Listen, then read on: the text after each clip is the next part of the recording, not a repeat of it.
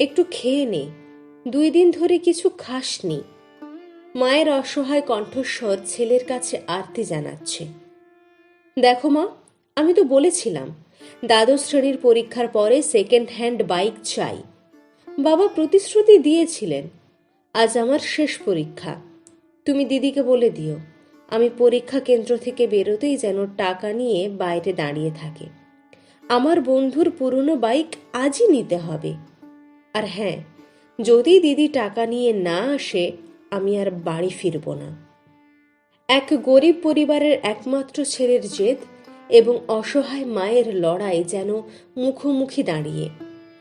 বাবা তোর বাইক কিনে দিতে চেয়েছিল, কিন্তু মাসখানেক আগে একটা দুর্ঘটনা। মা কথা শেষ করার আগে ছেলে বলে ওঠে, আমি কিছু জানি না, আমার বাইক চাই চাই।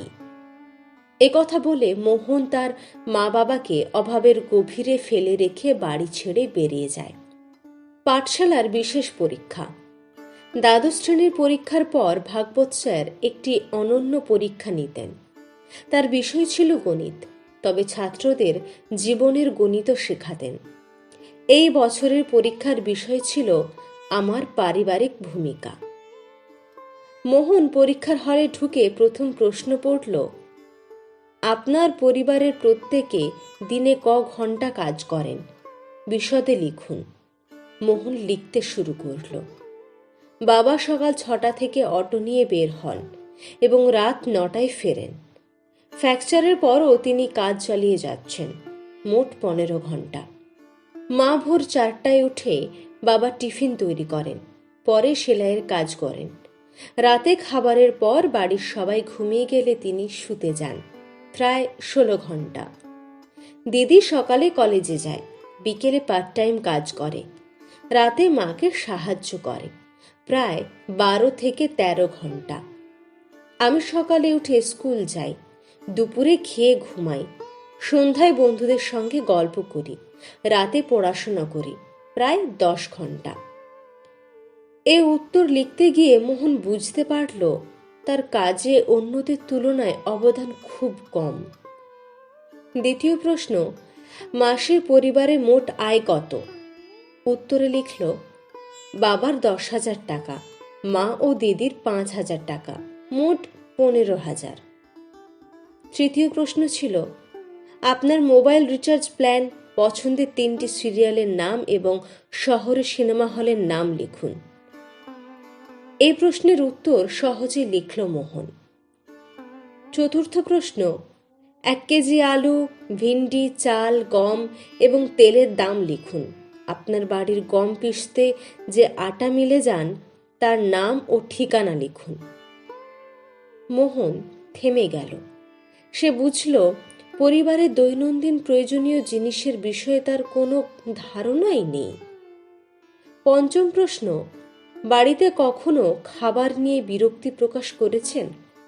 উত্তরে লিখল, হ্যাঁ, আলু ছাড়া অন্য তরকারি হলে আমি রাগ করি এবং খাওয়া ছেড়ে উঠে যাই। মোহনের মনে পড়ল মায়ের গ্যাসের কষ্টের কথা, যা সে অবজ্ঞা করত, আর জেদের কারণে পরিবার কতটা কষ্ট পায় আজ সে বুঝল।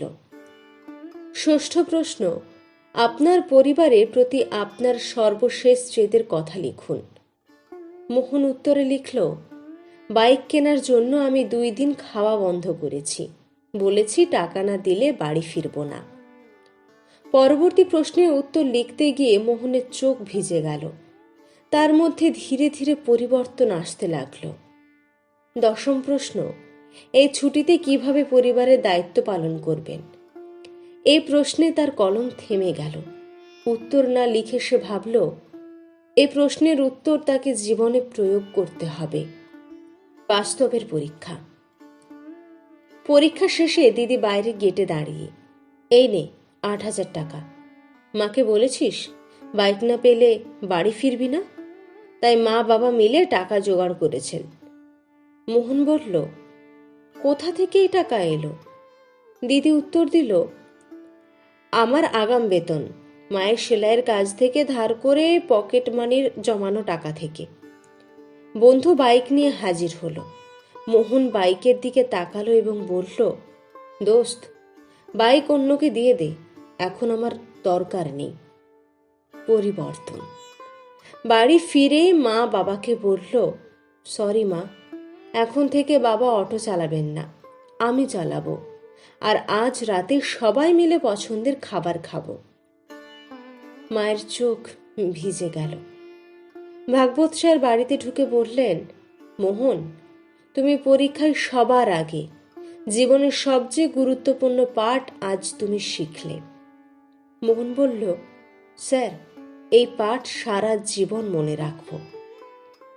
এই গল্প জীবনে গুরুত্বপূর্ণ মূল্যবোধ বোঝায়। ছেলে মেয়েদের এই গল্প পড়ার সুযোগ দিন, কারণ এটি তাদের জীবনে দায়িত্ব ও সম্পর্কের গুরুত্ব শিখতে সাহায্য করবে।